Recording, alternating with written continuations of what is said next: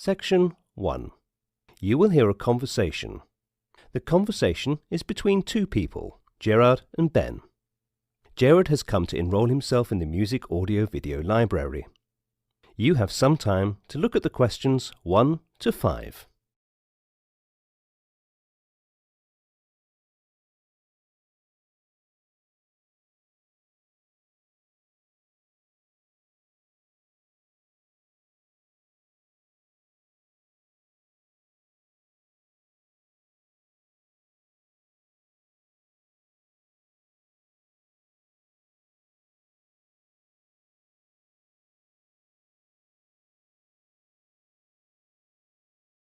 You will see that there is an example which has been done for you.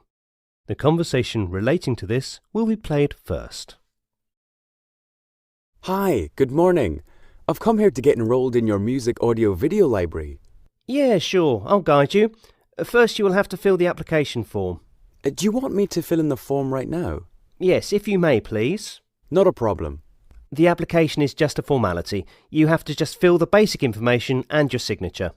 Please guide me in filling up the form. Yes, of course. Tell me your name, full name. Gerard Thomas Butler. GERADTHOMASBUTLER. THOMES or THOMAS, Butler? Thomas Butler. It is GERADTHOMASBUTLER, correct? You got it right. The full name of the person who has come for the inquiry is Gerard Thomas Butler. So, Gerard Thomas Butler is written as an answer for the example. Now listen carefully and answer questions 1 to 5. Hi, good morning. I've come here to get enrolled in your music audio video library. Yeah, sure. I'll guide you. First you will have to fill the application form. Do you want me to fill in the form right now? Yes, if you may, please. Not a problem. The application is just a formality. You have to just fill the basic information and your signature. Please guide me in filling up the form. Yes, of course. Tell me your name, full name. Gerard Thomas Butler. GERADTHOMASBUTLER. THOMES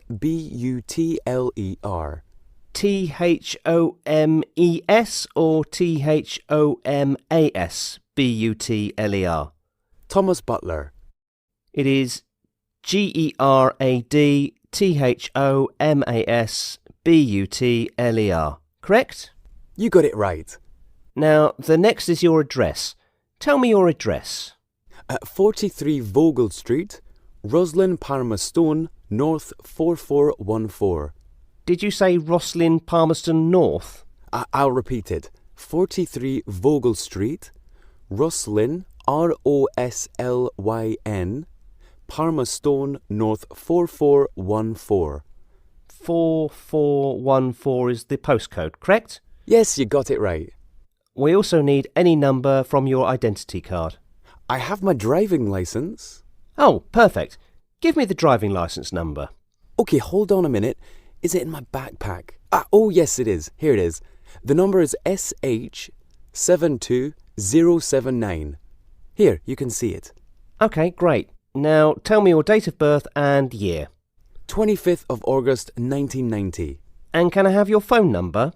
Do you want my professional and personal numbers, both? Yes, we need both, your personal and professional phone numbers. My personal number is +44 09654 3424, and my professional number is +44 0958 48298. So, we've done the basic and imperative part, but I have a few more questions for you. Not a problem. Now look at questions 6 to 10.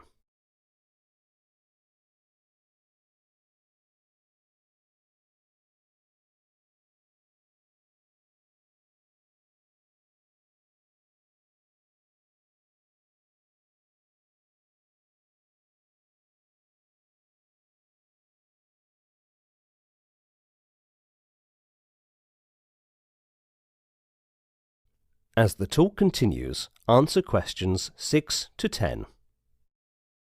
What kind of music do you like?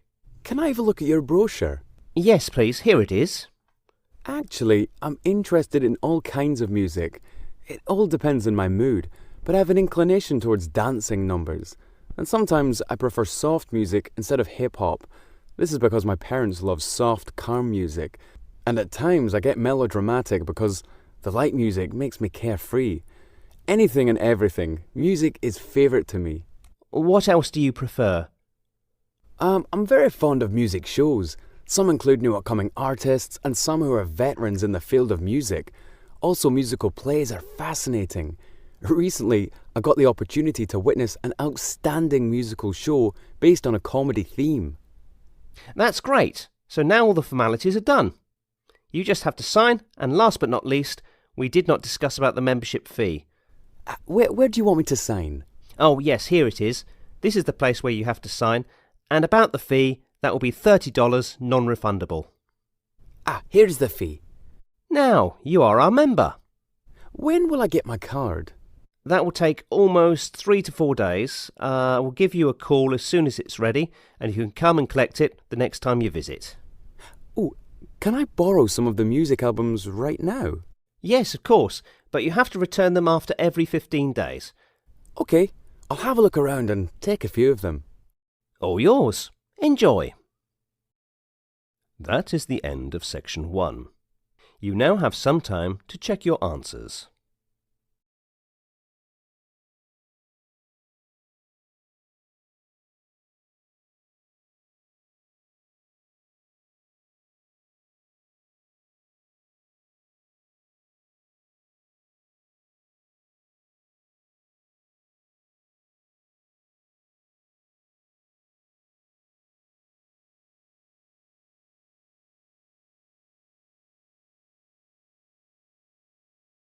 Now turn to section 2. Section 2. You are going to hear a radio talk related to basic features of dolphins and their common behaviour. The talk will be beneficial for the people who love animals and birds. First look at questions 11 to 19.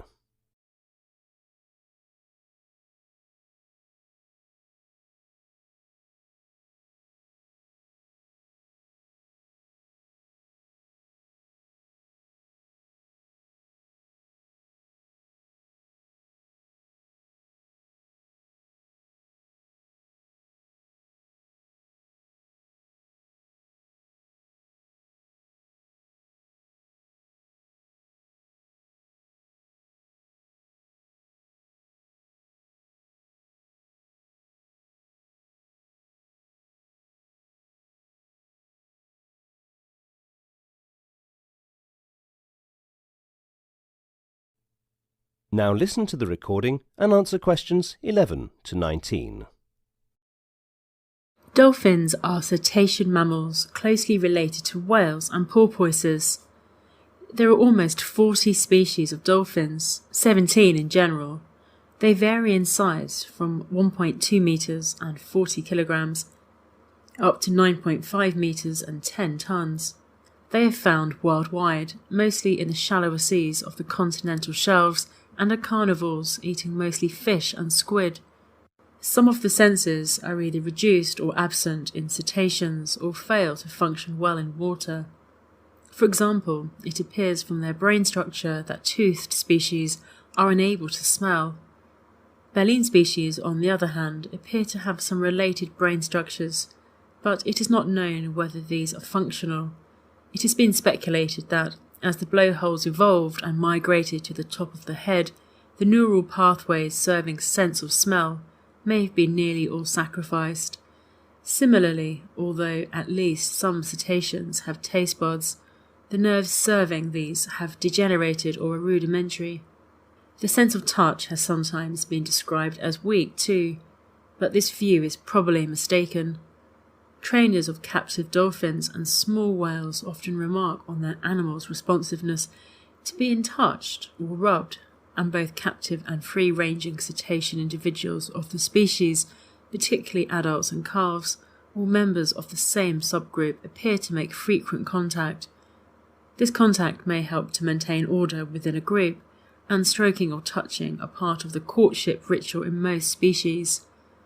The area around the blowhole is also particularly sensitive, and captive animals often object strongly to being touched there.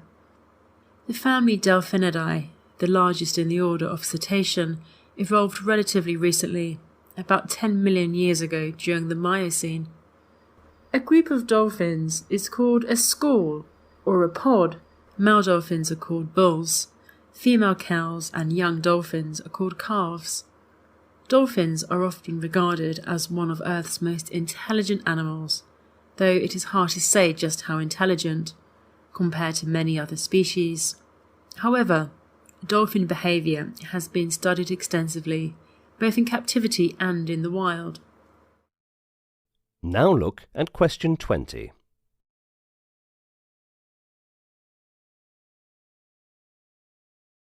As the talk continues, answer question 20. Dolphins frequently leap above the water surface, this being done for various reasons.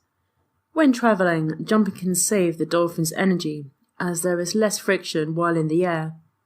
This type of travel is known as proposing. Other reasons include orientation, social displays, fighting, non-verbal communication. Dolphins show various types of playful behaviour, often including objects, self-made bubble rings, other dolphins or other animals. When playing with objects or small animals, common behaviour includes carrying the object or animal along to other members of the group, or taking it from another member, or throwing it out of the water. Dolphins have also been observed harassing animals in other ways, for example by dragging birds underwater without showing any intent to eat them. However, playful behaviour that involves other animal species with active participation of the other animal can also be observed. Playful human interaction with dolphins being the most obvious example. However, playful interactions have been observed in the wild with a number of other species as well, such as humpback whales and dogs. That is the end of section 2. You now have some time to check your answers.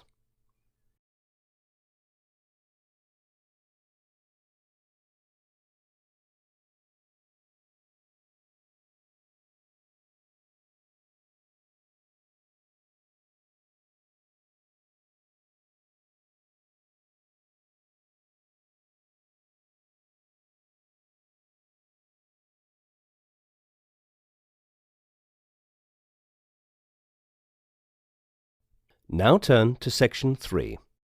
Section 3. In this section, you will listen to a talk between an administrative staff and a female student. The student is a new student in the law department. She is taking some general information regarding academics. Look at questions 21 to 24.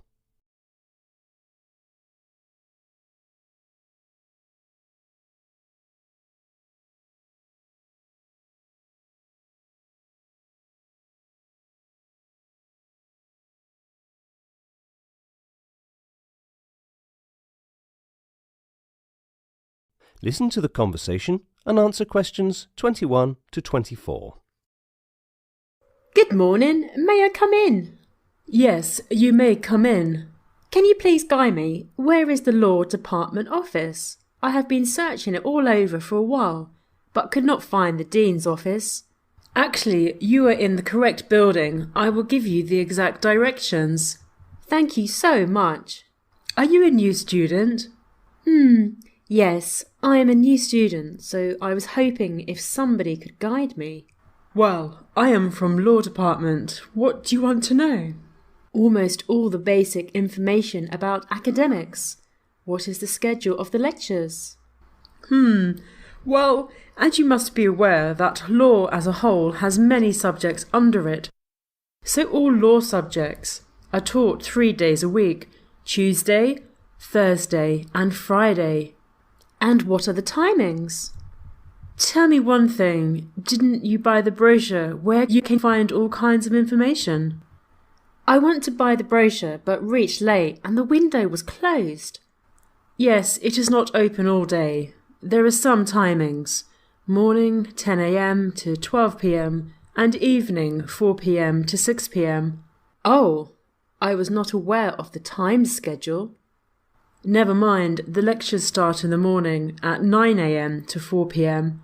Lunch break is from 1 p.m. to 2 p.m. The time schedule seems to be very hectic and my home is not near, so a lot of time will be wasted in travelling. Well, that you have to decide whether you want to travel on a long route. What about the attendance structure? Attendance is the foremost criteria. We expect not less than 80% attendance because our department maintains strict discipline for that. This is a strict rule. Is it mandatory? Oh, yes, we strictly follow this rule. Can you please tell me what will be the schedule for the other 2 days, Monday and Wednesday? Monday and Wednesday, each professor designs their own schedule, so the respective professor will inform you about that. Okay, thank you. Now look at questions 25 to 30.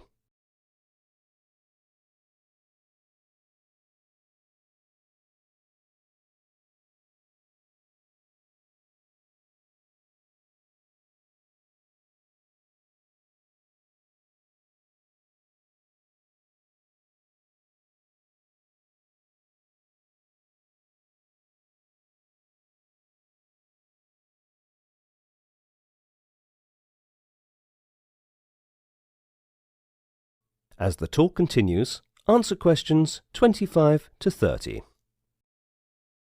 So, something else you want to ask?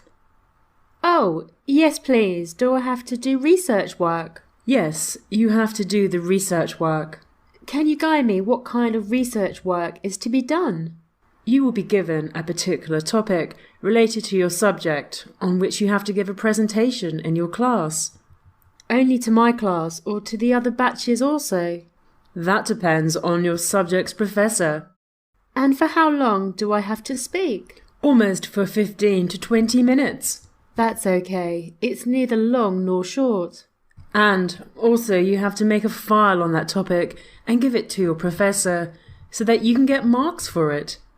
Oh, yes, marks are very important. You have the liberty to choose the topic on which you'll give the presentation, and the word limit is 2,000. Great. I already have a topic in my mind. You also have to give an exam. An exam? Yes, because your assessment will be based on that exam. Can you guide on what topic should I start preparing? You will be given the topics when you join the classes. Can I take books from the library? Yes, you may. Should I buy my subject books or library material would be sufficient for me? In my opinion, you should buy your subject books. What about the placements? We focus a lot on that part and we train our students in such a way that everybody is placed well in one or the other organisations. That's great, so I don't have to worry on that. Yes, we will do our best, but your efforts should also be 100%. Definitely. I hope you have got all the answers. Thank you so much. You have been very helpful. All the best. Thank you once again. That is the end of section 3. You now have some time to check your answers.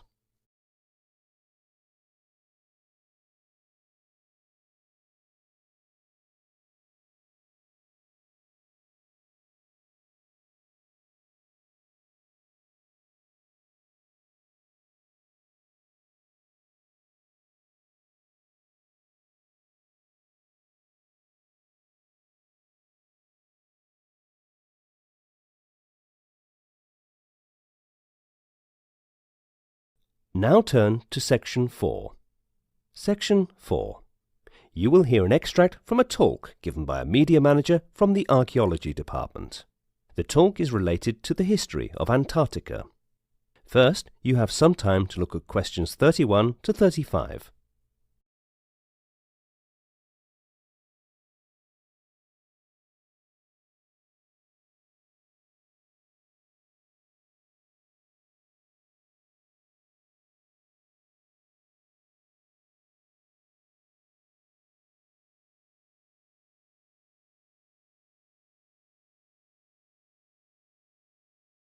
Now listen carefully and answer questions 31 to 35. Antarctica has no indigenous population, and there is no evidence that it was seen by humans until the 19th century. However, belief in the existence of a Terra Australis, a vast continent in the far south of the globe to balance the northern lands of Europe, Asia and North Africa, had existed since the times of Ptolemy, 1st century AD, who suggested the idea to preserve the symmetry of all known land masses in the world. Even in the late 17th century, after explorers had found that South America and Australia were not part of the fabled Antarctica, geographers believed that the continent was much larger than its actual size. Integral to the story of the origin of the name Antarctica is how it was not named Terra Australis. This name was given to Australia instead, and it was because of a mistake made by people who decided that a significant landmass would not be found further south of Australia. Explorer Matthew Finders, in particular, has been credited with popularizing the transfer of the name Terra Australis to Australia. He justified the titling of his book, A Voyage to Terra Australis, 1814, by writing in the introduction, "There is no probability that any detached body of land, or nearly equal extent, will ever be found in a more southern latitude. The name Terra Australis will therefore remain descriptive of the geographical importance of this country and of its position on the globe. It has antiquity to recommend it, and having no reference to either of the two claiming nations, it appears to be less objectionable than any other which could have been selected." Now look at questions 36 to 40.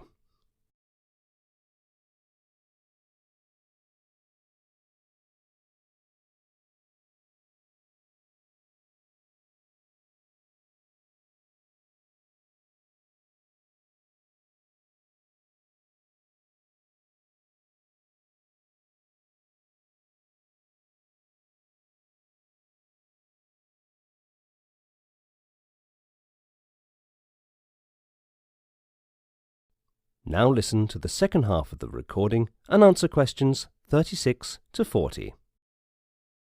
On the 22nd of January 1840, 2 days after the discovery of the coast west of Bellany Islands, some members of the crew of the 1837 to 1840 expedition of Jules de Mont d'Urville disembarked on the highest islet of a group of rocky islands about 4 kilometers from Cape Geodesi, on the coast of Adélie Land, where they took some mineral, algae, and animal samples. In December 1839, as part of the United States Exploring Expedition of 1838 to 1842, conducted by the United States Navy, sometimes called the XX, or the Wilkes Expedition, an expedition sailed from Sydney, Australia, into the Antarctic Ocean, as it was then known, and reported the discovery of an Antarctic continent west of the Bellany Island on the 25th of January 1840. That part of Antarctica was later named Wilkes Land, a name it maintains to this day. Explorer James Clark Ross passed through what is now known as the Rossa Sea and discovered Ross Islands, both of which were named after him in 1841. He sailed along a huge wall of ice that was later named the Ross Ice Shelf. Mount Erebus and Mount Terror are named after 2 ships from his expedition, HMS Erebus and Terror.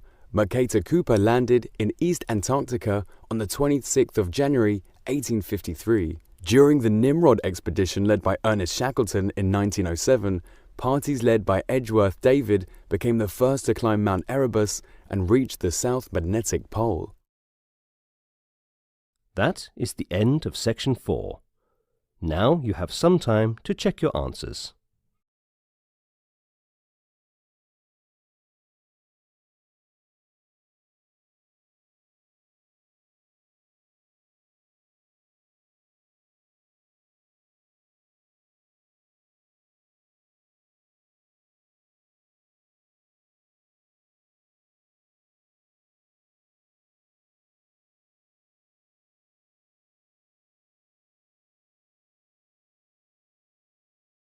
That is the end.